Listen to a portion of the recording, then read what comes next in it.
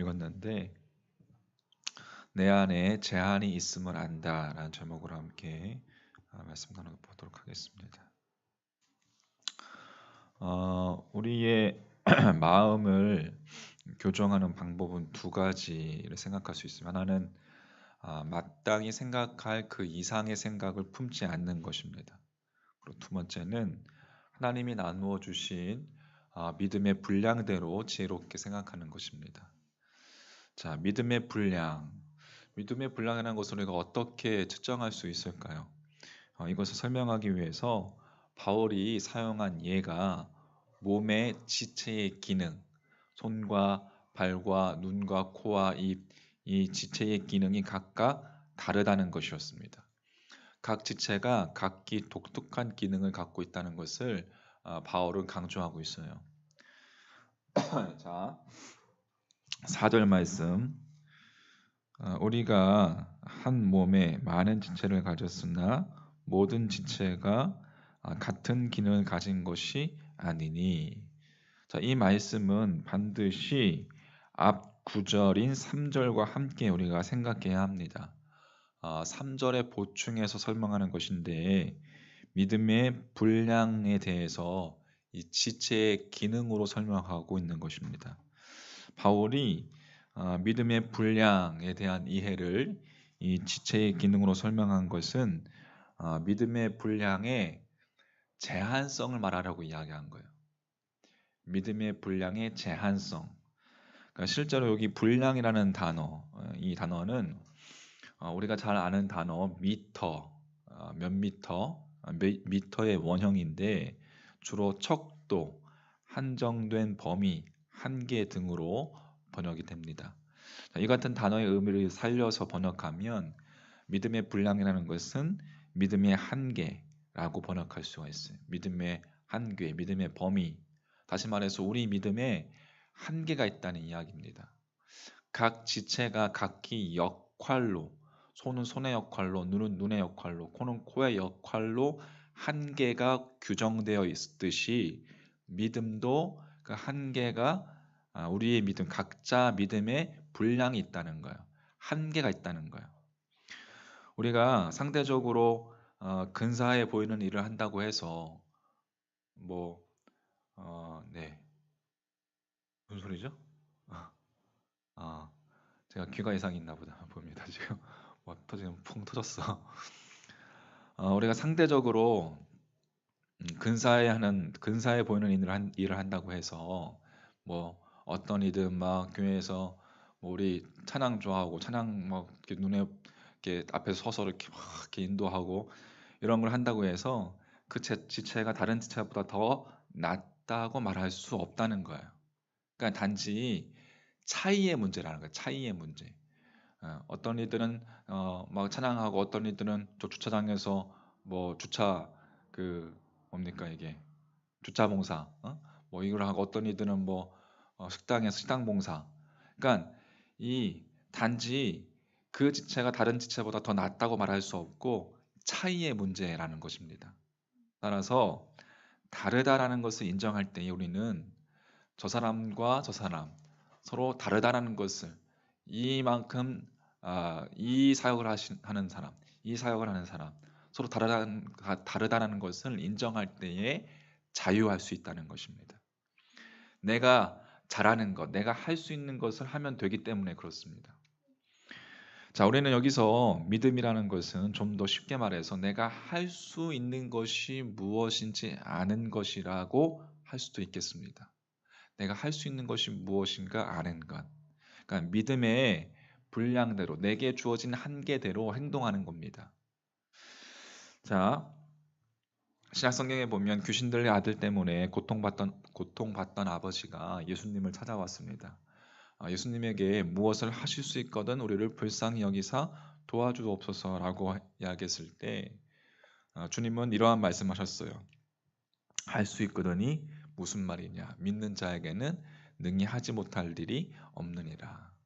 그러니까 예수님의 이 말씀은 믿는 사람들에게 불가능한 일은 없다라는 뜻인데, 하지만 조금 다른 관점으로 그 말씀을 우리가 묵상해 보면 할 수 있다면이 무슨 말이냐? 믿는 사람은 무엇이든지 할 수 있다. 그러니까 분명 능력에 관한 이야기인데 사실 그 아버지에게는 사실 그 아들을 지금 고칠 수 있는 능력이 실제로 병든 아들이 낫게 할 수 있는 능력이 없었습니다. 하지만 말씀 그대로 할 수 있다는 이 무슨 말이냐? 믿는 사람은 무엇이든지 할 수 있다. 말씀 그대로 믿는 사람들이 포기하지 않고 무슨 일이든지 지금 할 수 있는 일을 하는 사람이라는 거예요. 지금 내가 할 수 있는 것을 하는 사람. 그러니까 무엇이든지 구하고 무엇이든지 시도하라는 겁니다. 그 관점으로 그것을 해석하면 그래서 아버지가 구하고 아버지가 시도했습니다. 그러자 곧 아이의 아버지가 소리쳤습니다. 내가 믿습니다. 믿음이 부족한 나를 도와주십시오. 우리말 성경으로. 그 아버지가 부르짖는 것, 그 아버지가 할 수 있는 일이었습니다. 주님께 간청하는 것, 부르짖는 것. 주님의 말씀 그대로라면 그 부르짖음이면 족한 겁니다. 된 겁니다. 실제로 주님은 그 아버지의 그 고백만으로 아들을 고쳐주셨습니다. 마가복음 7장의 수로 번역의 여인의 이야기도 같습니다. 헬라인 이 여자가 자기 딸의 병을 고칠 수 없었습니다. 그래서 주님을 찾아와서 살려달라고 간청했습니다. 근데 주님께서 아주 냉담하게 그렇게 대하셨어요. 마가복음 7장 27절에 보면 예수께서 이르시되 자녀로 먼저 배불리 먹게 할지니 자녀의 떡을 취하여 개들에게 던짐이 마땅치 아니하니라. 여인이 할 수 있는 일이 사라지는 듯 보였습니다. 그때 그 여인이 할 수 있는 일은 비참한 고백뿐이었습니다. 의자가 대답하여 이르되 주여 올소이더마는 상 아래 개들도 아이들이 먹던 부스러기를 먹나이다. 그래도 할 수 있는 일이 남아 있었던 것입니다. 주님께서 그렇게 냉담하게 대할지라도 그래도 그 헬라인이었던 이방인이었던 그 여인이 할 수 있는 일이 있었어요. 비참하지만 자신을 낮추어서 상 아래 개들도 아이들이 먹던 부스러기를 먹나이다. 주님 남은 부스러기 은혜라도 있으면 베풀어 주십시오. 주님은 그 여인의 고백을 들으시고 말씀하셨습니다. 예수께서 이르시되 이 말을 하였으니 돌아가라. 귀신이 내 딸에게서 나갔느니라. 할렐루야. 그러니까 여인이 할 수 있는 유일한 일, 이 말을 한 것이었어요. 그 말을 한 것이 기적을 일으킨 것입니다. 그 여인의 말이 물리적으로 기적을 일으킨 것이 아니라 우리는 이것을 여러분 믿음의 기적이라고 부를 뿐이지 오늘 로마서 말씀으로 관점으로 설명을 하면 그 믿음의 분량, 그 믿음의 제한성을 안 것이라고 말할 수가 있겠습니다. 그러니까 믿음의 분량, 믿음의 한계, 그 범위, 그 정도만 해도 된다라는 거예요. 그 정도만 해도 된다. 다시 말해서 분량의 의미, 믿음의 분량의 의미. 그 정도만 해도 된다. 여인이 할 수 있는 만큼만 하면 된다는 겁니다. 여인이 주님께 고쳐달라고 주님께 뭐 물질을 드린다거나 뭐 주님께 무슨 기적의 역사를 일으키기 위해서 뭐 복채를 드리는 뭐 그런 것이 아니라는 겁니다. 그냥 그 여인의 믿음의 분량만큼 하면 된다는 거예요. 고백하면 된다는 거예요. 또 할 수 있는 만큼 하면 된다는 거예요. 내게 주어진 믿음의 한계를 그 범위를 넘으려 하지 말고 그만큼이라도 하면 된다는 겁니다. 그럼 기적이 일어난다는 거예요. 할렐루야. 이 믿음의 분량을 바울이 이렇게 말씀을 이어나가는 거예요. 자 보세요. 6절 말씀. 우리에게 주신 은혜대로 받은 은사가 각각 다르니 혹 예언이면 믿음의 분수대로 혹 섬기는 일이면 섬기는 일로 혹 가르치는 자면 가르치는 일로 혹 위로하는 자면 위로하는 일로 구제하는 자는 성실함으로 다스리는 자는 부지런함으로 긍휼을 베푸는 자는 즐거움으로 할 것이니라. 아멘. 바울이 첫 번째 강조한 것, 다르다라는 것, 서로 다르다라는 것, 다른 것을 인정하는 것. 다르기 때문에 나에게 없는 것이지, 나는 저기 없는 것이지, 나를 열등한 것이 아니라 다름을 인정하는 거죠. 예를 들어서 예언의 은사를 이야기하는데 이렇게 이야기합니다. 거기 6절 말씀에 예언이면 믿음의 분수대로. 그러니까 예언을 행하는 믿음의 크기 역시 하나님이 정해 놓으신 것이라는 말이라는 거예요. 제한성이 있다는 겁니다. 그러니까 중요한 것은 내가 하나님이 아니라는 것과 내 믿음의 제한적인 존재라는 것을 항상 인식해야 한다는 것입니다. 어느 날부턴가 우리가 모든 것을 할 수 있다라고 마땅히 생각할 그 이상의 생각을 품고 착각하기 시작했다는 거예요. 내가 뭐든지 다 할 수 있다. 내가 할 수 있다. 사람들이 자신의 모든 것을 할 수 있다라고 생각하는 그 순간부터 하나님이 되고 싶어 했습니다. 마치 아담의 원초적 죄처럼.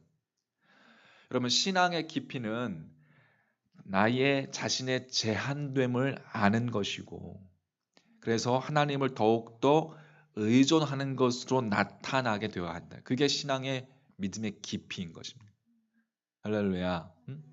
내게 주어진 믿음의 분량대로 내게 주어진 그만큼을 알고 주님께 더욱 의지하고 의뢰하고 의존하는 것으로 그렇게 우리의 믿음이 나타나야 한다는 거예요. 자, 앞에서 설명했던 관점으로 이야기하면 믿음의 분량, 곧 자기 자신이 가진 믿음의 한계를 우리가 알았다면 그 다음에는 믿음의 분수, 그러니까 내 믿음이 감당할 크기, 그것을 아는 것이 중요합니다. 믿음의 크기, 그게 믿음의 분수라는 거예요. 그러니까 바울은 그것을 각각의 은사로 이렇게 이야기했는데 사실 굳이 은사로 나누지 않아도 우리는 섬기는 일을 할 수 있고 가르치는 일, 또 구제하는 일, 이 모든 것 지금 바울이 각각 은사로 지금 나누어서 이야기해주고 있는 이 일들을 우리는 모든 것을 조금씩 다 할 수 있습니다. 여러분, 섬기는 일, 가르치는 일, 위로하는 일, 구제하는 일, 여러분 조금씩 다 할 수가 있습니다. 그러면 왜 바울이 굳이 구분하고 제한한 것입니까? 우리가 기억해야 할 것은 믿음의 분수라는 말입니다. 우리가 기억해야 한다는 거예요. 믿음이 감당할 만한 크기, 다시 말해서 그 크기라는 것은 그 다음에 이어지는 성실함의 크기, 부지런함의 크기, 또 즐거움이 생기는 크기, 그 믿음의 분수를 이야기하는. 그러니까 믿음의 분수, 그 크기 때문에 할 수 있는 사역의 성실함과 사역의 부지런함과 내가 그 사역을 하면서 즐거움이 결정되는 그 크기, 그것을 의미하는 거예요. 그 분수. 그러니까 이 말은 우리가 어떤 일을 할 수 없기 때문에 할 수 없어서 문제가 발생되는 것이 아니라 우리는 누구도 가르칠 수 있고 섬길 수 있고 구제할 수 있고 또 다스리는 여러 사역을 할 수 있습니다. 그런데 얼마 가지 않아 문제가 발생합니다. 너무 일이 많아서 버거운 거예요. 그래서 일은 하고 있지만 어느 날부터인가 무엇인가 사라지고 마는 거예요. 무엇이 사라집니까? 성실함이 사라지고 부지런함이 사라지고 즐거움이 사라지는 거예요.